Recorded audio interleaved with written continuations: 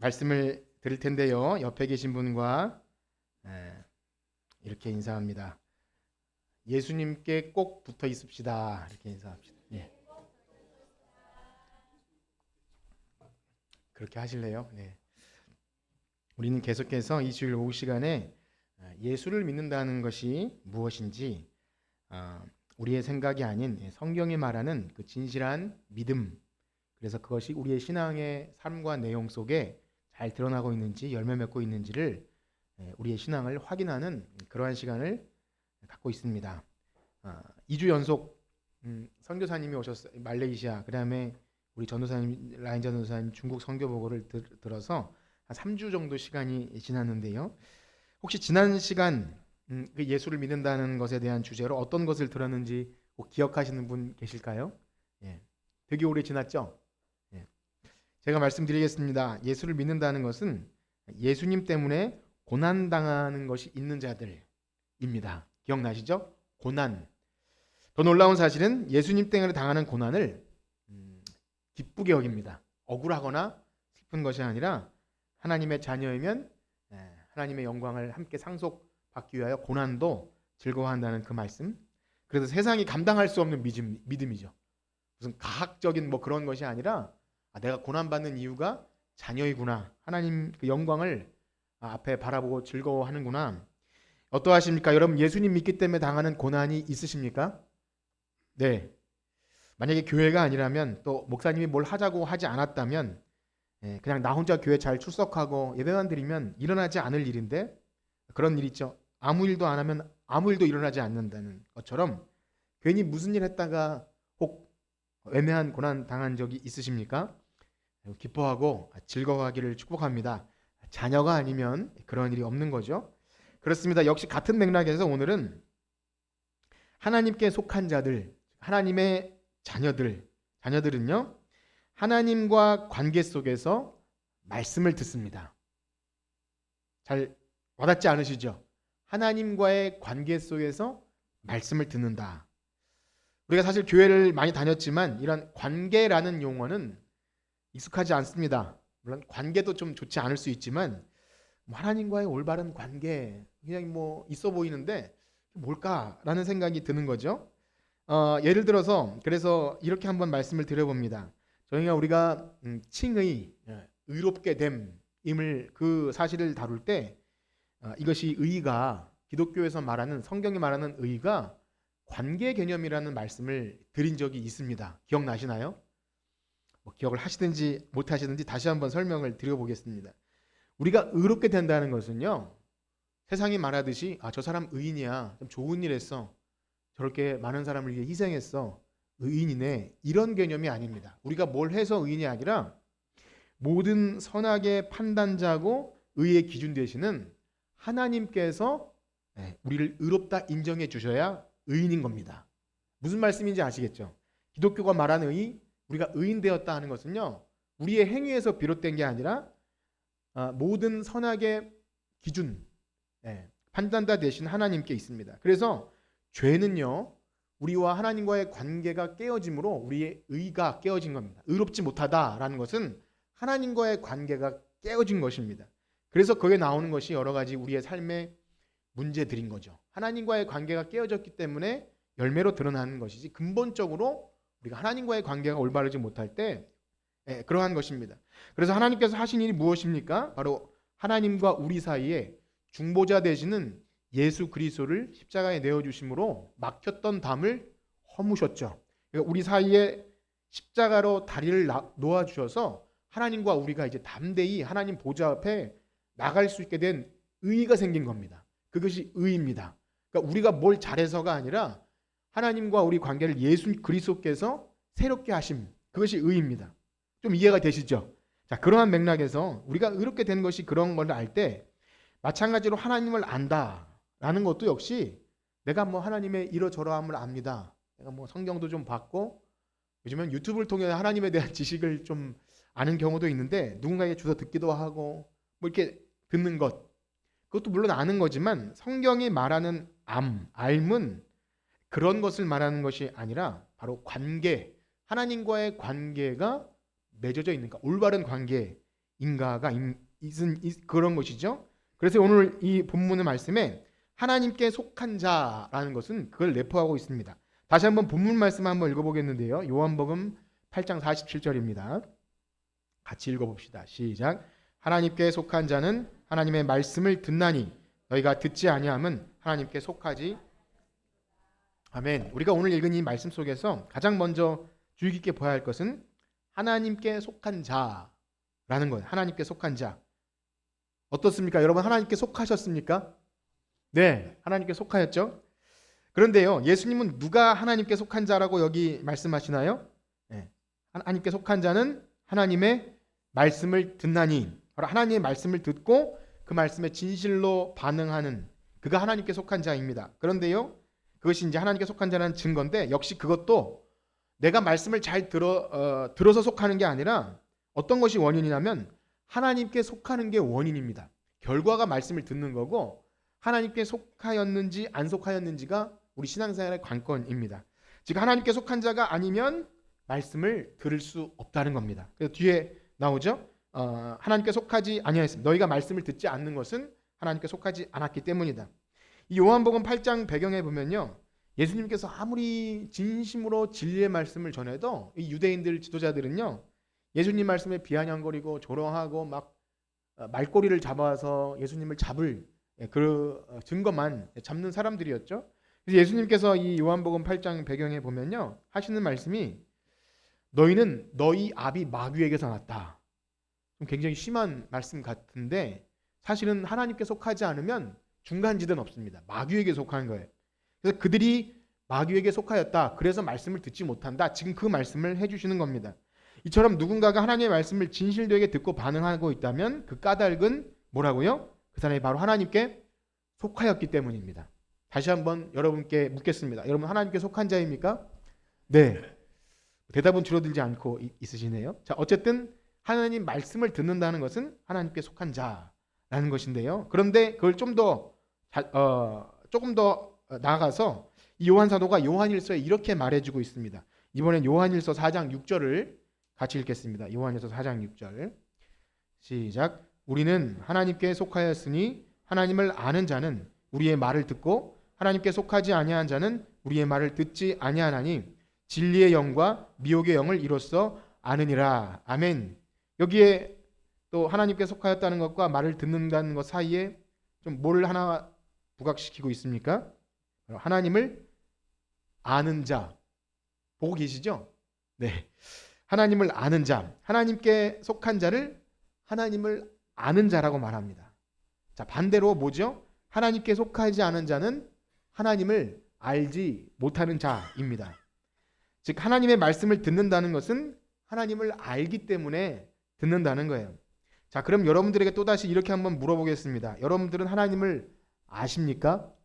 네. 대답 소리가 좀 줄어들고 있긴 합니다. 성경에서 근데 하나님께서 그 하나님과 자기 백성이 서로 아는 관계라고 할 때는 아까도 말씀드렸지만 그냥 어떤 지식적으로 뭘 알고 이 차원이 아니라 뭐 유식한 말로 히브리어 야다 뭐 이런 단어들은요. 굉장히 특별한 의미들을 담아내고 있습니다. 그래서 성경에서 하나님과 그의 백성의 사이를 주로 표현하는 것이 부부 사이 그리고 부자지간 이렇게 굉장히 특별한 사이를 비유로 그렇게 강력하게 말하죠. 그래서 호세아서에 보면 이런 말씀이 있습니다. 우리 호세아서 2장 19절 말씀 한번 같이 읽어보실까요? 시작. 내가 내게 장가들어 영원히 살되 공의와 정의와 은총과 긍휼이 여김으로 내게 장가들며. 어떻게 보면 하나님이 이스라엘 백성에게 장가든다. 남편이라는 거죠. 뭐 사람의 시각에 우리 이해할 수 있는 범위에 맞춰서 그렇게 하셨다고는 하지만 상상해 보면 좀 많이 낮추신 거죠. 하나님께서 우리의 시선에 너무 많이 낮추신 거예요. 장가들어. 요즘에 뭐 옛날 같으면 남편이 좀 대우받지만 오늘 같은 날에 남편 어쨌든 장가든다. 이 말씀의 배경은 호세아 선지자가 불결한 여인 고멜과 결혼할 때 결혼을 그냥 보통 가정이 아니라 집 나가고 애 낳고 도망가고 뭐 그런 여인을 끝까지 그 수뇌보 있지 않습니까? 바보 같은 사랑을 하는 그 하나님 남편을 표현할 때 부부 사이로 표현하죠. 신약 성경에 오면 역시 그렇지 않습니까? 우리 교회와 그리스도의 관계를 우리 신랑 되신 예수님, 신부된 교회 많이 들어보셨죠? 그렇게 우리 주님과 우리의 관계를 정말 세상에서 뗄래야 뗄 수 없는 그런 부부 관계로 표현합니다. 신비한 연합이 있는 거죠. 또 하나님을 아는 것을 우리의 이해를 돕기 위해 표현하는 것이 부부 사이 말고는 아버지와 아들 관계, 부자지간으로 표현합니다. 그래서 이스라엘 백성들에게 하나님께서 나는 이스라엘의 아비요 에브라임은 내 장자라. 우리 예레미야 31장 말씀 한번 읽어볼까요? 예레미야 31장 9절입니다. 시작. 그들이 울며 돌아오리니 나의 인도함을 받고 간구할 때에 내가 그들을 넘어지지 아니하는 물 있는 계곡의 곧은 길로 가게 하리라. 나는 이스라엘의 아버지요 에브라임은 나의 장자니라. 그렇습니다. 그 탕자가 집 나갔다 돌아올 때 아버지니까 얼싸안고 받아주지 않습니까? 그 아버지 사랑. 그리고 계시록에 보면요 또 이런 표현이 있습니다. 나는 그의 하나님이 되고 그는 내 아들이 되리라. 한번 같이 읽어볼까요? 계시록 21장 7절 시작. 이기는 자는 이것들을 상속으로 받으리라. 나는 그의 하나님이 되고 그는 아멘. 지금 몇 구절 성경을 찾은 이유는 우리가 다 아는 내용이지만 다시 한번 확인한 것입니다. 이렇게 하나님은 자기 백성을 부부 사이 또 부자 사이로 이렇게 표현할 때 정말 그냥 적당히 아는 관계가 아닌 거예요. 친밀한, 뗄래야 뗄 수 없는 특별함이 있는 겁니다. 물론 죄를 가지고 살아가는 우리 인생의 경험, 우리 인생살이의 어떤 부부나 부자지간의 경험을 가지고 생각하면 사실 그 논의 자체가 출발부터 스텝이 꼬이죠. 이럴 하나님도 우리를 이렇게 그런데요. 말씀드린 대로 우리의 경험을 가지고 성경을 볼 때 참 때로는 한계에 부딪히기도 하지만 우리는 항상 그것을 기억해야 합니다. 특별히 세상 사람들도 어떤 유행가나 사람들도 왜 사랑을 얘기할 때 진정한 사랑을 그래도 찾으려고 애쓰고 노력하잖아요. 가식적이거나 이해타산적이거나 어떤 조건이나 외모를 보거나 하는 것 가식적이라고 말하지 않습니까? 세상 사람들도 물론 속물이어서 어쩔 수는 없지만 그래도 그것을 숭고하게 생각해요. 그래서 우리도 그렇게 생각합니다. 가장 참 숭고한 사이, 가장 어떤 것이 개입되지 않은 상태에서 아름다운 영화로 만들어지고 소설로 만들어진 것 중에 참 끊을래야 끊을 수 없는 애증 관계가 서려 있어도 그래도 그 관계는 아무나 개입할 수 없는 그 관계. 그렇다고 이 말이 그러한 관계가 가장 이상적이고 싸우지도 않고 책망도 없고 매일 행복하기만 한 그런 관계를 얘기하는 것도 아니죠. 왜냐하면 서로가 다르기 때문에 맞춰가다 보면 다툼이 있습니다. 미숙하기 때문에 성장하면서 성장통을 겪기도 하고요. 그럼에도 불구하고 사랑으로 얽혀있는 관계를 누구도 쉽게 그 사이에 비집고 들어올 수가 없어요. 그래서 끊을 수 없는 이상스러운 관계가 부부관계이고 부자지간이라는 겁니다. 그래서 고린도전서에서는요. 사랑에 관하여 여러분 사랑은 언제나 어떻게 시작하죠? 사랑은 언제나 오래 참고인데 이것을 좀 원래 번역하면 이렇대요. 사랑은 언제나 오랜 고통이다. 사랑은 고통이라는 말이 더 가까워. 사랑은 오랜 고통이다. 고통이 수반되는 것이 사랑이다. 그러니까 그 정도가 아니면 사랑을 모른다는 겁니다. 어쨌든 제가 다 알아서 얘기하는 게 아니라 성경이 그렇게 얘기합니다.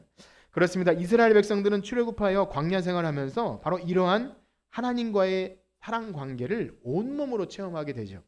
하나님은 그들이 이 자기 백성이 뭘 필요한지를 다 아셔요. 공급해 주시고 필요를 채워 주시고 그다음에 보살펴 주시고 또 그때마다 이스라엘 백성은 그 하나님을 조금씩 알아가요. 하나님이 이런 분이시구나. 애굽의 신과는 다른 분이구나. 잘못된 길로 갔을 때 진노하셔서 우리를 책망도 하시는 분이시구나. 그래서 하나님이 싫어하는 것도 알아갑니다. 그것이 알미예요. 그냥 내가 이렇게 치성드리면 좋은 것 주시는 그런 멀리 있는 신이 아니라 인격적인 교제를 원하셔서 사랑 관계 안으로 들어오셔요. 그래서 이 신의 산 언약은요. 결혼식을 배경으로 한다는 말씀을 몇 번 들은 적이 있는데 너가 나를 진심으로 사랑할 거니 약속하고 조항을 쓰고 이제 그럼 우리 결혼하자. 이렇게 결혼 관계입니다. 그래서 하나님과 이스라엘 백성들 사이에는 누구도 끼어들 수 없어요. 이방 우상이나 이방 나라나 가끔씩 들어서 자기 백성을 치게 하실지 몰라도 하나님과 자기 백성 사이에는 다른 관계가 들어오기 굉장히 어려워요. 그래서 여러분 참고로 남의 부부 사이에 함부로 끼어드시면 안 됩니다. 누가 이렇게 상담 요청하면 적당히 들어주시기만 하고 괜히 남편 욕 안 해요 같이 하시면 안 돼요. 나중에 둘이 친해지잖아요. 이간질한 사람밖에 되지 않습니다. 예, 그걸 유념하셔서 절대 괜히 부부지간에 가족에 잘못 끼어들면 안 됩니다. 적당히 그냥 들어주기만 하세요.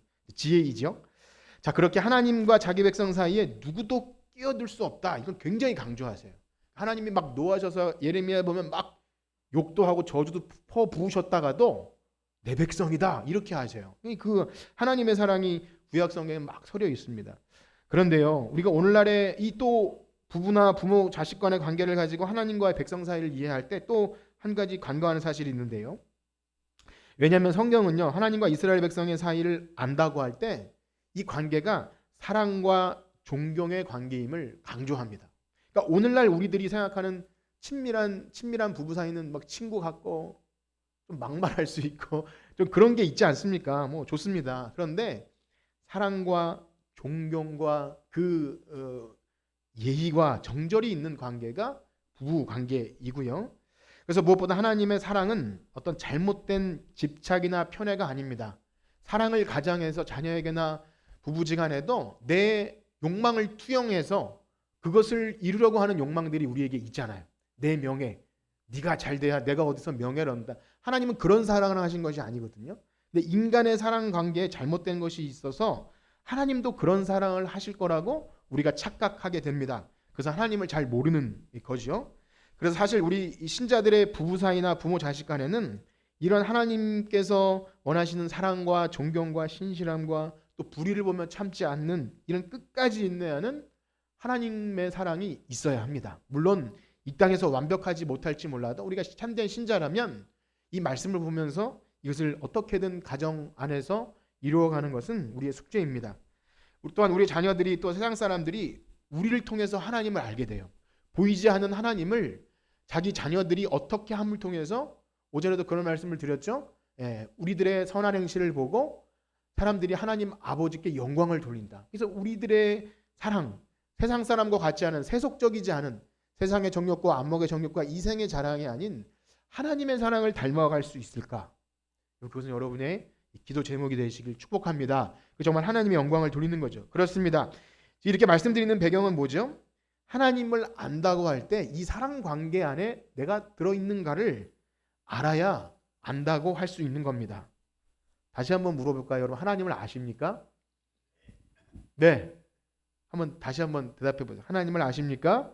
네, 우리 하나님을 알아요. 우리는 그 관계 속에 들어와 있어요. 그래서 다른 어떤 이유가 아니라 하나님이 우리를 기뻐하시죠.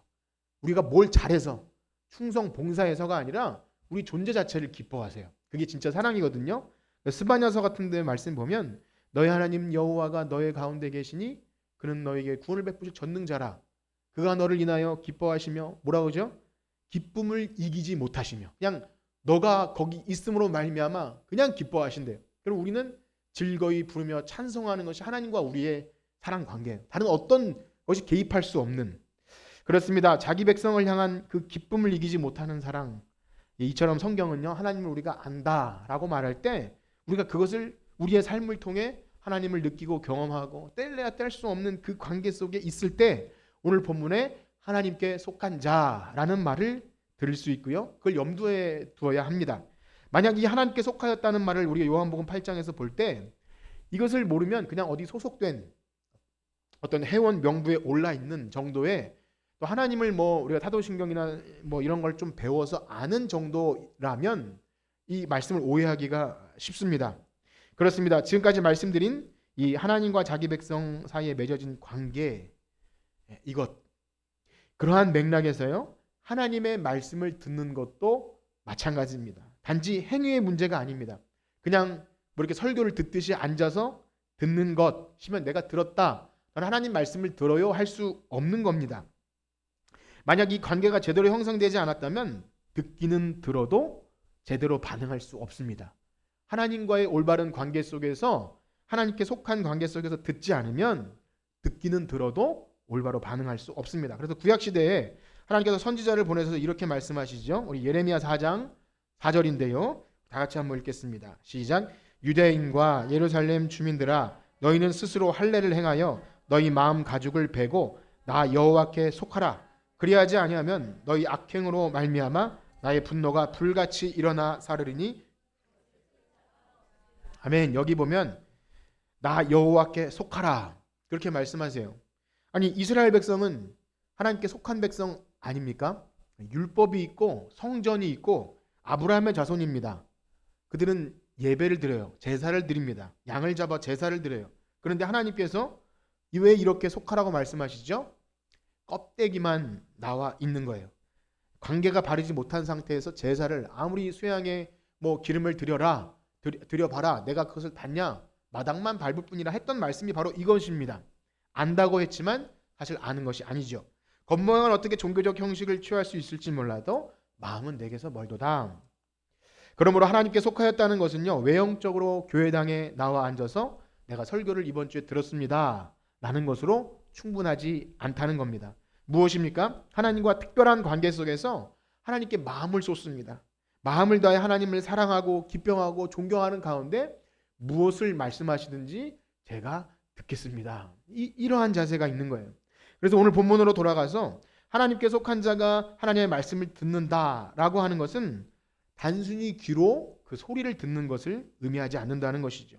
또한 하나님의 음성을 듣는다, 말씀을 듣는다는 것이 신비한 음성을 듣는 체험, 또 그것을 말하는 것도 아닙니다. 하나님의 말씀을 듣는다는 것은 계속 반복하듯이 하나님과 이 특별한 관계 속에서 내가 하나님을 알고 하나님은 나를 알고 내가 너희 안에 너희가 내 안에 있는 이 속한 관계여야 하나님 말씀을 듣는 것이 가능하다는 것입니다. 여러분, 하나님 말씀을 듣고 계십니까? 네.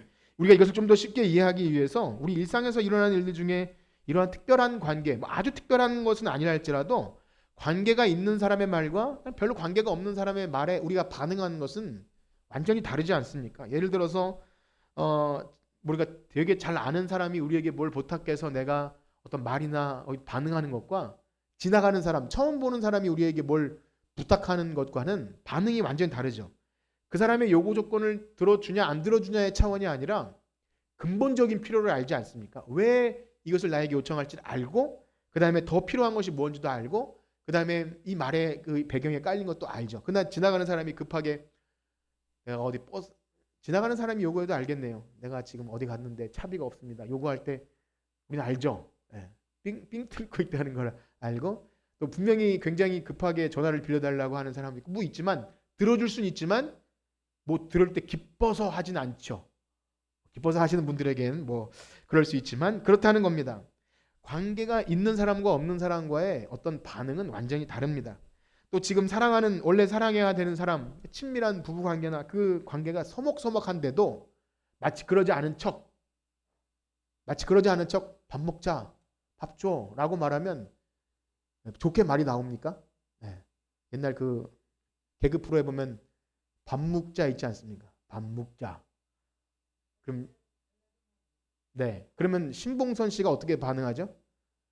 뭐라고 저 씨부리 쌌노 이렇게 막 이상한 꼰대 짓을 해놓고 밥 먹자 그렇게 그냥 하는 거예요. 관계가 안 됐을 때 뭘 요구한다는 것은 기분 상하는 것이 될 수 있는 겁니다.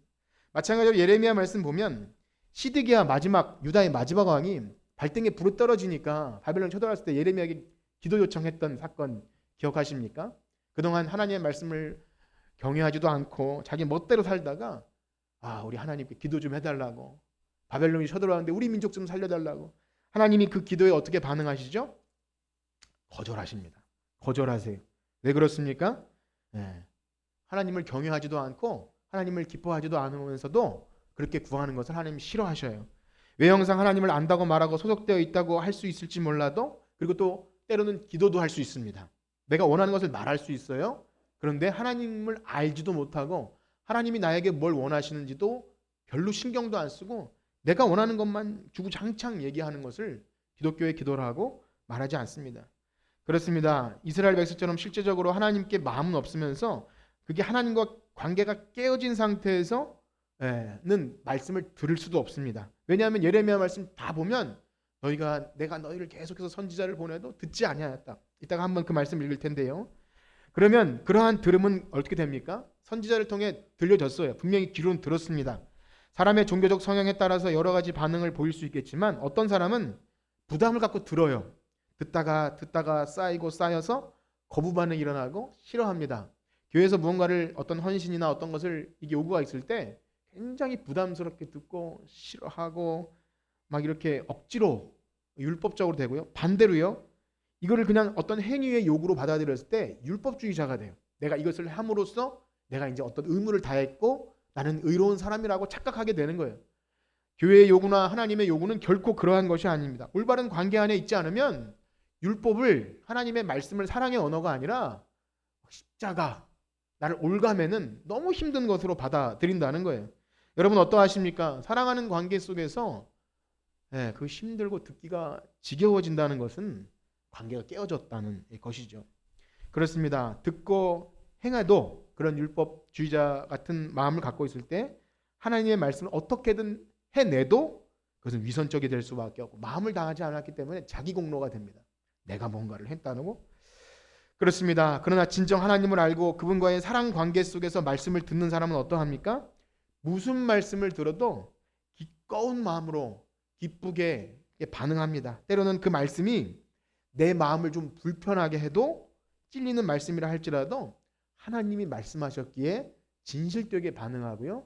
회개의 자리로 나옵니다. 왜냐하면 그분이 나를 너무나 잘 아시고 지금 내가 무엇을 원하시는지 아시기 때문에 언제든지 들을 준비가 되어 있습니다. 그래서 하나님은 언제나 선하시며 의로우시다. 그래서 지금 내 머릿속으로는 이해가 잘 안 돼도 하나님은 분명히 나를 선한 길로 인도하실 것이다. 여러분 그러한 마음을 가지고 말씀을 듣습니까? 그런 사람들이 하나님과 올바른 관계 속에 있는 것입니다. 때로는 복이 되는 것 같은 말씀도 있고 내게 손해가 될 것 같은 말씀이 있어요. 내가 순종하면 내 자존심이 깎이고 그러한 상황에서도 그걸 진리로 알고 또 순종하게 됩니다. 왜 그렇습니까? 관계 속에서 말씀을 듣는 사람들은 사실 무엇을 말했는지 그 내용보다는 내용도 엄청 중요하지만 누가 말했는지를 더 중요하게 생각합니다. 관계 속에서 말씀을 듣는 사람은 누가 말했는지를 더 중요하게 생각해요. 그래서 우리도 그렇지 않습니까? 누군가의 말을 우리가 좀 잘 수용하고 그 사람이 말하면 다 맞아. 이 정도 반응은 혹 내용이 좀 틀리고 논리가 안 맞더라도 목사님은 그래서는 안 되겠지만 조금 논리가 좀 안 맞고 설교를 들었는데 이게 좀 안 맞아도 이런 말씀 드려 죄송합니다. 목사님을 좀 좋아하면 그냥 개떡같이 말해도 찰떡같이 알아들어요. 그렇지 않습니까? 관계가 안 좋으면 아무리 논리 정연하고 그래도 잘 안 받아들여요. 저도 그렇고 그래서 여러분들을 들으시면서 저를 안 좋아하면 안 될 텐데 이런 생각이 듭니다. 그렇지 않습니까? 모르는 사람이 나와서 얘기하는 것보다 나와 특별한 관계가 있는 사람이 얘기하면 잘 신뢰해요. 물론 이런 친밀한 관계를 악용해서 사기치는 사람도 있죠. 자기를 신뢰하게 해놓고 잘못된 길로 세뇌하거나 그러면 절대 안 되겠지만 그래서 그것은 뭐죠? 사람은 기본적으로 아는 사람의 말을 잘 들어요.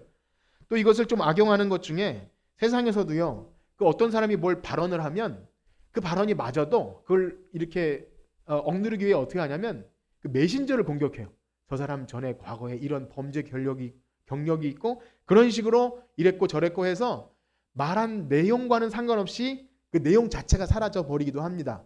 물론 그래서는 안 되겠지만 그만큼 관계가 중요하고 말하는 그 사람이 중요하다는 거예요. 지금 이 말씀을 드린 이유는 우리가 진짜 하나님을 알면 때로는 내 머릿속으로 이해가 안 돼도 하나님 말씀은 진리입니다. 그렇게 하나님을 발견하게 됩니다. 그래서 말씀을 들으면 들을수록 말씀을 통해 다른 생각이 아니라 하나님께 집중하게 됩니다. 즉 관계 안에서 말씀을 듣는 사람은 설교를 들어도 매일 성경 묵상을 해도 내가 이렇게 하면 성공하려나 내가 이렇게 하면 잘 되려나 이게 아니라 하나님은 도대체 누구십니까? 이것을 생각하게 돼요.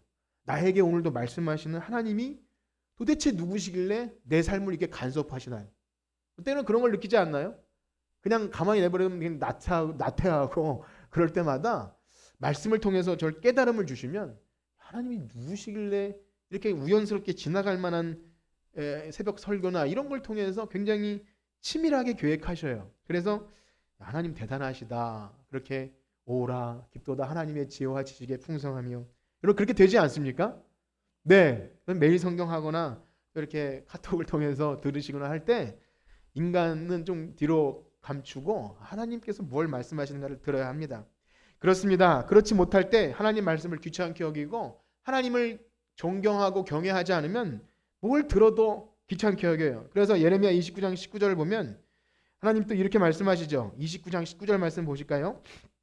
시작. 여호와의 말씀이니라 너희들이 내 말을 듣지 않았기 때문이니라 내가 내 종 선지자들을 그들에게 꾸준히 보냈으나 너희는 그들의 말을 듣지.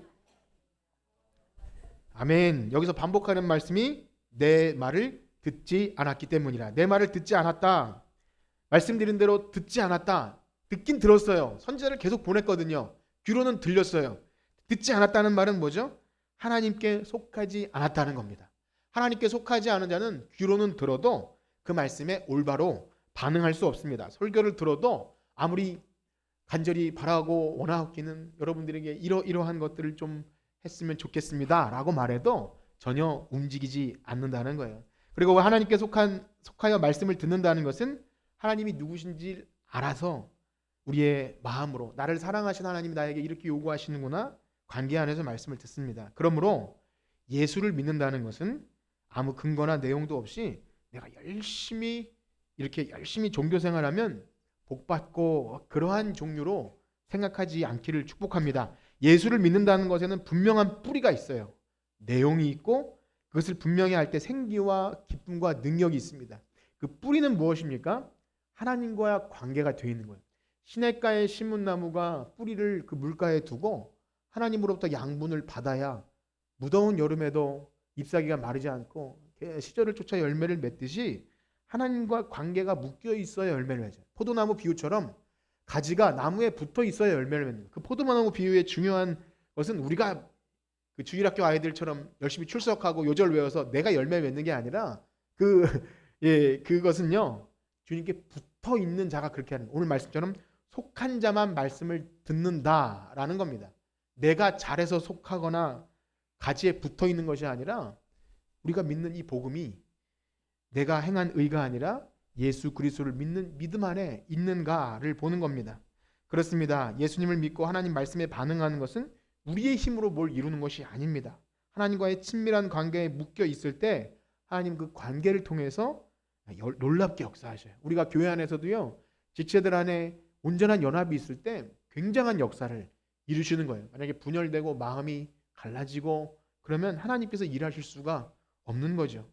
그렇습니다. 하나님께 속한 자는 귀한 말씀을 들을 때 정말로 지키기 힘든 어떤 조항처럼 여기지 않고 의무처럼 법처럼 여기지 않아요. 그저 복받기 위해서 안 지키면 내가 벌 받을까 봐 아무 일 일어나지 않기 위해서 말씀을 들으면 그래서 그 말씀을 행하려고 애쓰면요. 기복신앙이 되는 겁니다. 내가 무슨 일 생길까 봐 주일 안 지키면 큰일 날 것 같고 11조 띄어먹으면 복 못 받을까 봐 벌벌 떨면서 하는 게 아닙니다. 그러면 아들을 주신 하나님의 사랑을 우리가 너무 저급하게 만드는 거예요. 그렇다고 해서 우리의 신앙을 뭐 그걸 하지 말고 그 차원이 아니라 내가 하나님 사랑을 모르기 때문에 조건적으로 자꾸 만들고 기쁘게 즐거운 마음이 아니라 어떤 그렇게 된다는 거예요. 새겨 들으시길 축복합니다. 그렇습니다. 성경은 우리가 하나님의 말씀을 들어야 하는 이유를 분명히 말해주죠. 그것은요. 하나님이 우리를 먼저 사랑하셔서 예수 그리스도를 우리에게 주셨기 때문입니다. 이것은 낭만적이고 감동적인 이야기가 아니에요. 실제 이 세상 역사 속에서 예수님을 십자가에 못 박으면서 쐐기처럼 딱 박아주셨어요. 하나님의 사랑을 그렇게 확증해 주신 것입니다. 그 확실한 증거 안에 우리가 있을 때 우리가 하나님과의 관계가 있는 거예요. 내가 뭘 해서가 아니라 십자가 은혜가 우리 안에 진실이 고백되어질 때 우리는 그 사랑 관계 안에 있는 것입니다.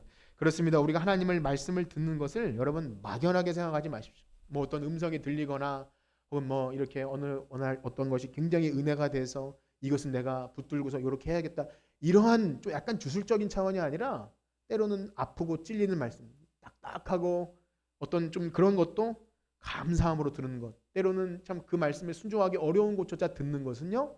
진짜 하나님을 사랑하는 거예요. 그분이 누구신지 알 때 그렇게 됩니다. 그렇습니다. 사랑하는 성도 여러분, 지금까지 우리가 살아오면서 우리가 교회에 출석하고 이렇게 말씀을 듣는 가운데 하나님의 말씀에 어떻게 반응하였는지를 진지하게 생각하기를 소원합니다. 혹시 의무처럼 율법처럼 너무 지키기 힘든데 내가 교회 다녔으니까 구원받으려면 이렇게 해야겠다라고 여기진 않으셨습니까? 말씀을 들을 때 말씀 속에서 하나님을 발견하셨습니까? 또 하나님을 우리를 향한 마음이 무엇인지를 좀 깨달으셨습니까? 그리고 진실하게 반응하고자 안 되지만 기도하면서 애쓰고 또 이렇게 발버둥 치셨습니까? 우리가 진정 하나님과 깊은 사랑 관계에 있다면 우리는 하나님 말씀에 반응하지 않을 수 없습니다. 도저히 마음 문을 열지 않을 수 없고 회개의 요청에 반응하지 않을 수 없습니다. 왜냐하면 그 말씀을 하시는 분이 나를 세상에서 누구보다 더 잘하신 우리의 창조자 하나님이시기 때문인 줄 믿습니다. 아버지 하나님이세요. 아버지가 우리를 그렇게 사랑하셔요. 때로는 나의 계획과 다르고 인간적인 마음으로 순종할 수 없는 상황에서도 하나님께 붙어 있어야 복 받는다. 이런 생각을 가지고 하나님 말씀을 듣는 자가 바로 하나님께 속한 자이며 바로 하나님 믿는 자입니다. 이 말씀은 단순히 예배 시간에 여러분 설교를 집중해서 잘 들으십시오. 이 말씀이 아닙니다. 진실로 속하지 않은 자는 듣기는 들어도 반응할 수 없기 때문에 여러분 스스로가 내가 말씀을 어떻게 듣고 있는지를 매 시간 점검하기를 축복합니다. 한 주간 살아가시는 동안 새벽에 어떤 말씀을 들으시든 매일 성경을 하시든 수요일과 금요일과 때때론 자장가처럼 스마트폰으로 설교를 틀어놓으시든 어쨌든 간에 그 말씀들을 하나님의 말씀으로 여기시고 하나님과의 신실한 관계 속에서 그 말씀을 듣고 그 은혜를 누리시는 여러분들 되시길 축복합니다. 우리 찬양하고 기도하겠는데요. 나의 안에 거하라. 나의 안에 거하라. 나는 내 하나님이라. 우리 찬양 드리시고 들으신 말씀 기억하며 우리 기도하고 마치겠습니다.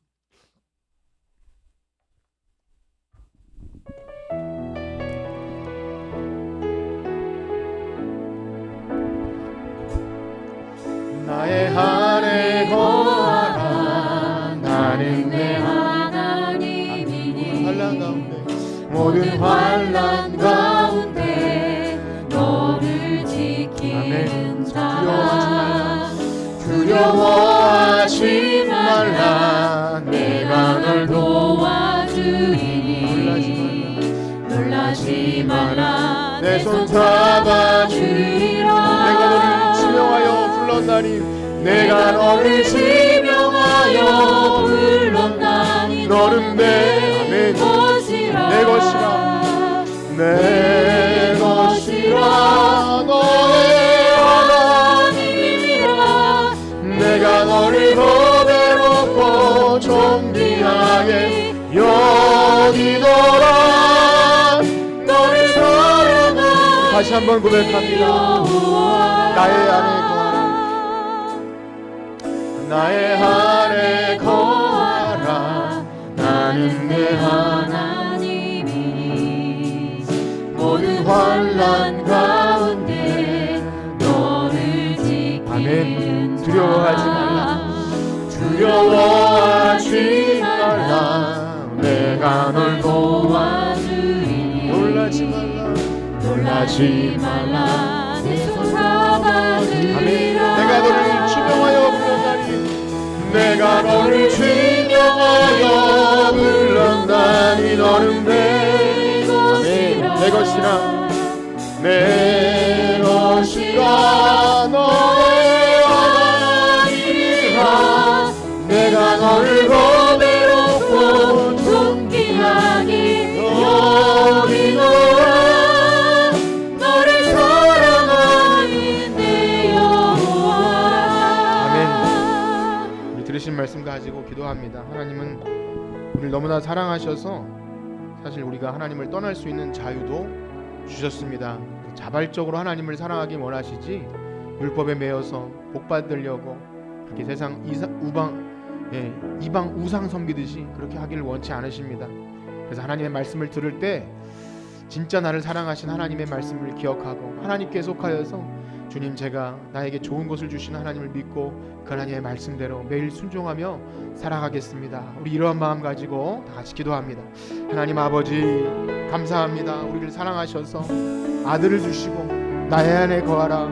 나는 너의 하나님이 되고 너는 내 아들이 되리라 말씀하신 그 영원전부터 계획하신 구원 계획이 오늘 예수 그리스도로 인하여 우리에게 임하였습니다. 그럼에도 불구하고 우리는 그 사랑을 아직 잘 모릅니다. 하나님 우리를 사랑하셔서 어떤 일을 하셨는지 모르고 그 깊은 사랑 관계 안에 들어가기보다 내가 요구하고 원하는 것만 취하기를 하나님 바랍니다. 그저 내 문제에 집착하여서 하나님 나를 좀 잘 되게 해주시고 내 문제를 해결해 주셔야 하나님이라고 그렇게 하나님을 실망시킵니다. 하나님 우리를 너무나 사랑하셔서 떠날 수 있는 자유도 주신 하나님은 우리가 자발적으로 순종함으로 사랑 관계 안에 들어오길 원합니다. 내가 너를 보며 즐거이 기뻐하는 하나님 말씀, 기쁨을 이기지 못하셔서 하나님을 찬양하기 원하시는 그 마음을 가지고 예배하길 원합니다. 매주 교회 나올 때마다, 지체를 섬길 때마다, 우리가 교회에 헌신하며 물질을 드릴 때마다 하나님을 사랑하는 관계 속에서 드리게 하여 주시옵소서. 하나님 의무적으로 율법적으로 내가 이것을 함으로 무엇이 되었다는 그런 위선적인 것이 아니라 진정 하나님을 사랑하는 마음으로 우리의 마음과 뜻과 목숨과 정성을 들여도 아깝지 않은 우리 하나님, 우리 아버지께 주님의 사랑을 드리는, 우리의 사랑을 드리는 우리 모두가 되게 하여 주시옵소서. 아멘. 이제는 우리 주 예수 그리스도의 은혜와 하나님의 무한하신 사랑하심과 성령님의 교통하심이 하나님께 속하여서 하나님을 알고 하나님의 말씀을 듣고 올바로 반응하기를 원하는 성촌교회 성도들 머리 위에 이제로부터 영원토록 함께 있을지어다. 아멘.